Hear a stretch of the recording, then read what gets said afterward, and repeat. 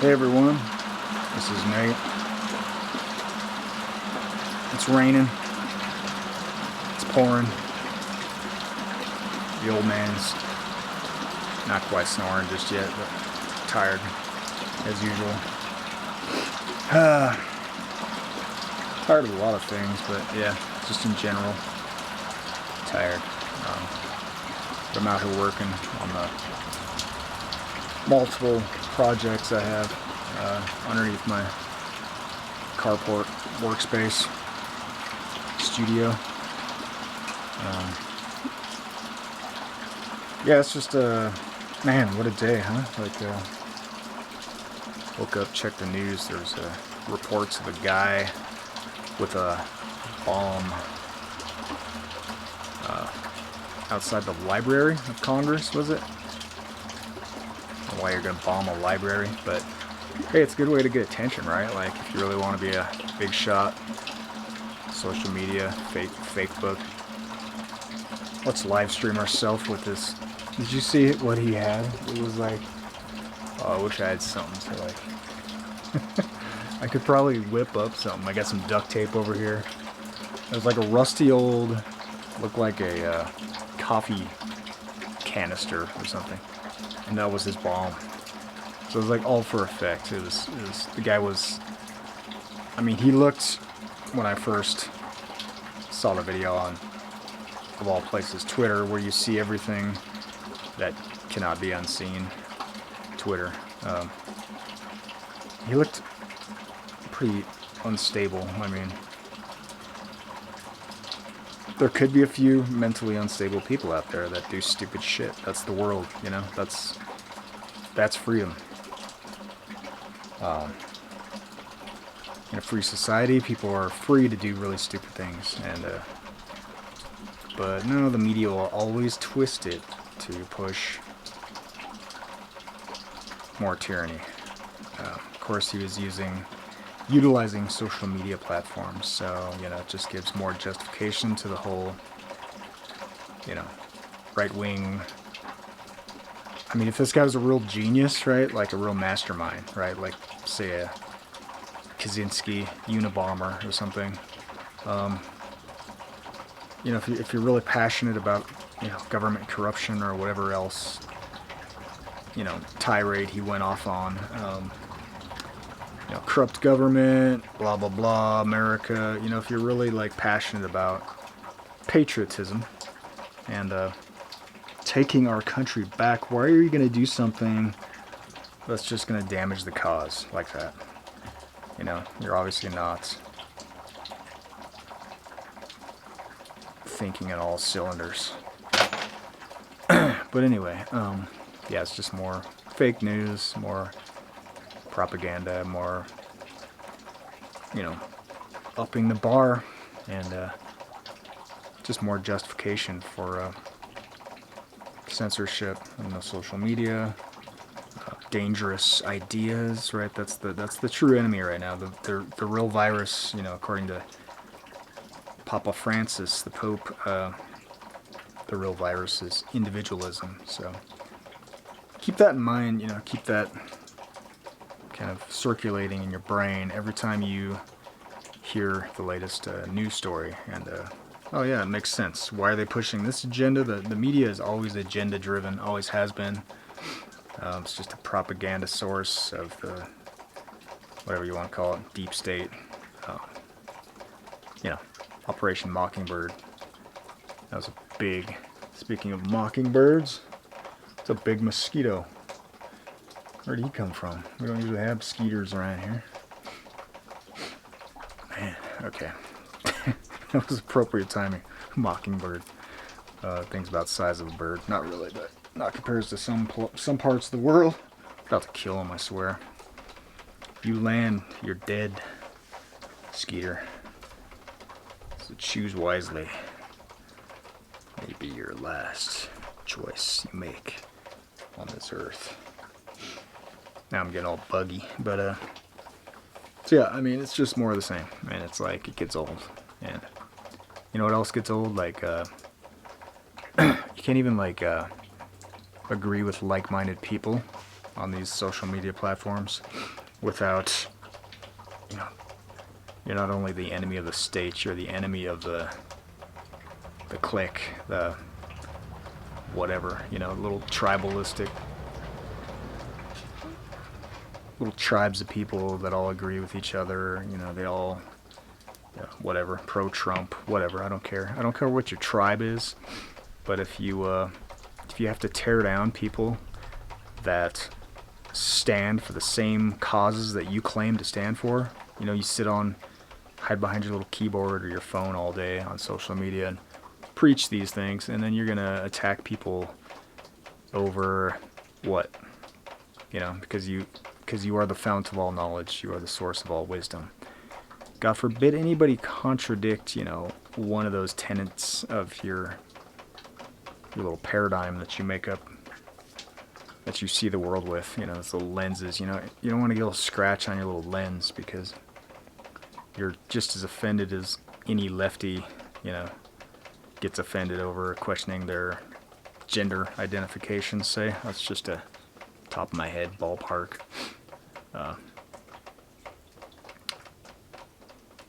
analogy, drawing a similarity here between the thought processes.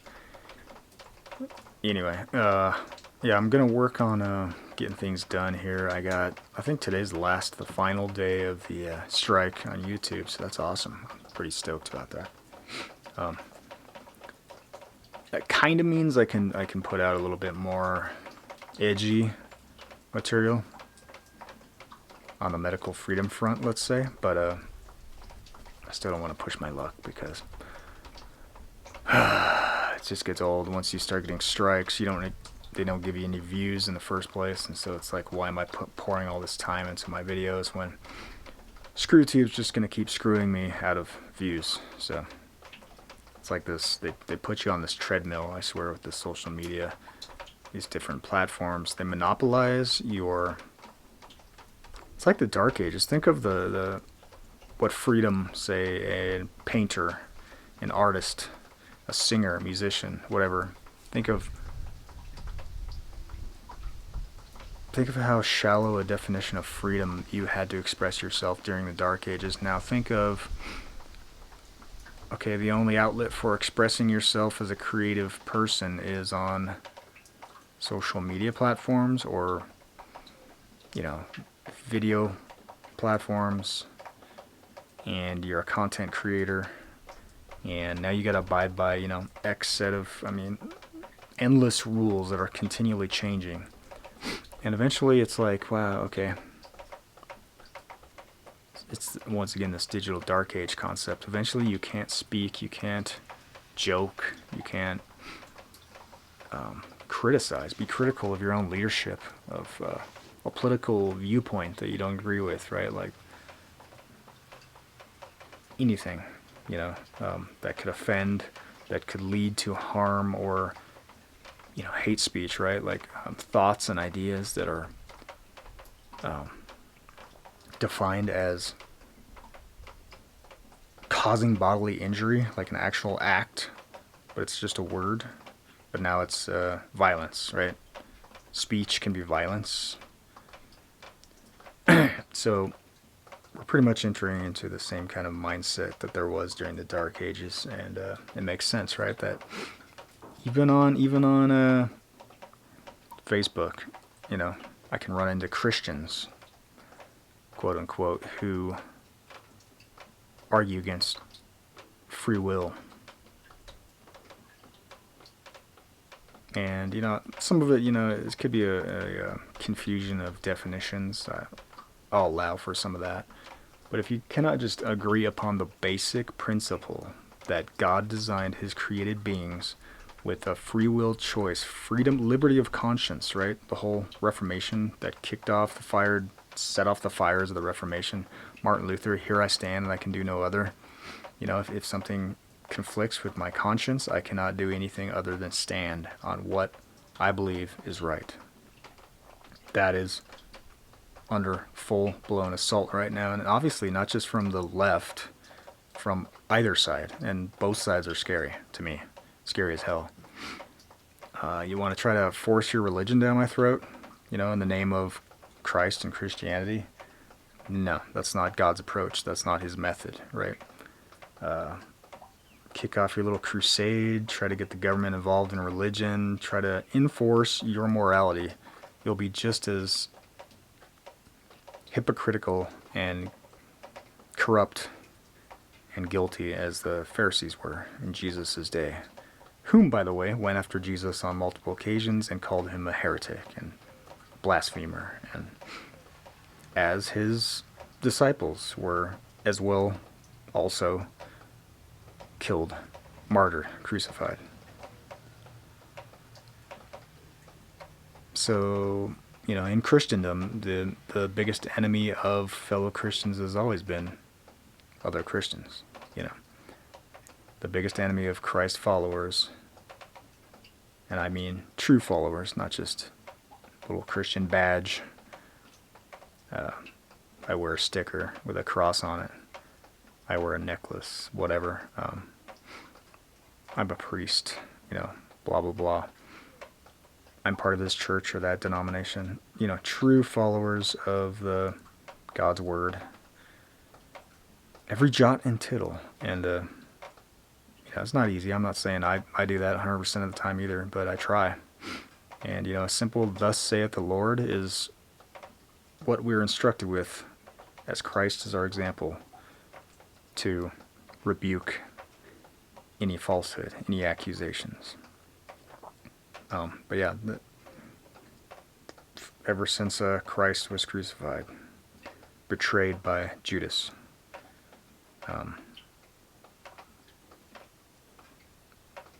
the biggest threat within Christianity has always been from within, just like in this nation, this once Christian nation. The biggest threat has always been domestic. And that's not, crazy, unstable guys on Facebook with a coffee can on their lap threatening to blow up the Library of Congress. That's people within our own government, within our own political seats of power, who use the tools of government against their own people to strip us away of our own liberties. And there's been no greater exercise than within the last, has it been a year and a half now, roughly? Ever since, a state of emergency was declared with COVID, and, Operation Warp Speed and all that,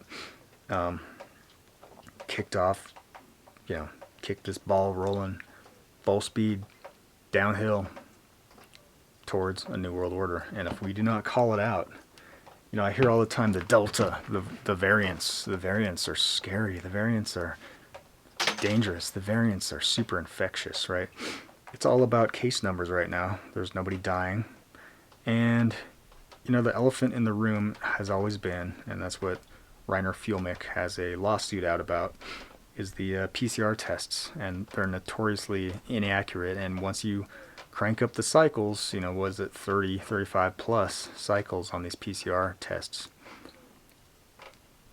they're bound to churn out 100% false positives. And so I hear a lot of really intelligent people, even Senator Rand Paul, and nobody ever brings that issue up of, hey, wait a second, maybe this really isn't a pandemic we're living through. It's always blamed on the pandemic, right? We have to do this because of the pandemic. What if we're not in a pandemic? Then all of this is completely unjustified. And stripping away our civil liberties is always unjustified. Government overreach, tyrants thirsting for power and grabbing power and stripping away their citizenry of their right to life and liberty, destroying small businesses on a massive scale. None of that is ever justified. Never will be. Never has been. I don't know what that person's yelling about. I think it was a kid or something driving by. Anyway, anyway, some thoughts that just broke my train of thought. And that's probably a good thing because it's like 15 minutes in. And I always tend to go long on these rants, and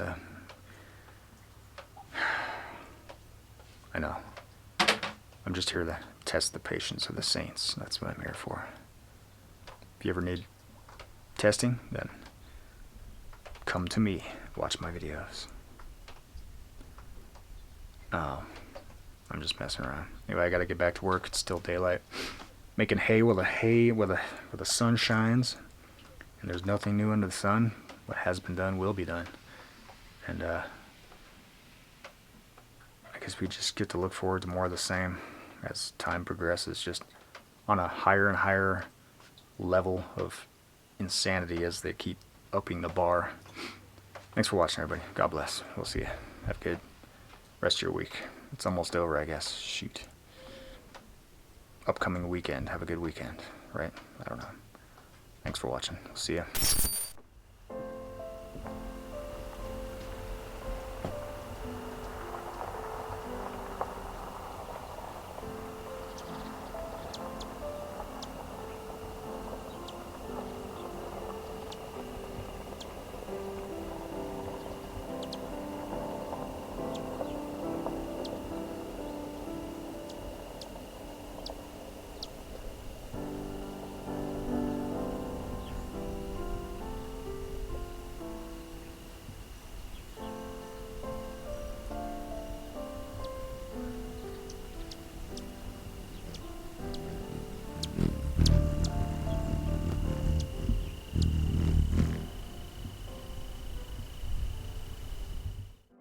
You noticed that? I saw that, heard that, but a Hummer. Just noticed my tripod. It's got a little bit of a bright orange metallic paint on certain parts of it. Man, he must have thought it was a flower, this massive flower.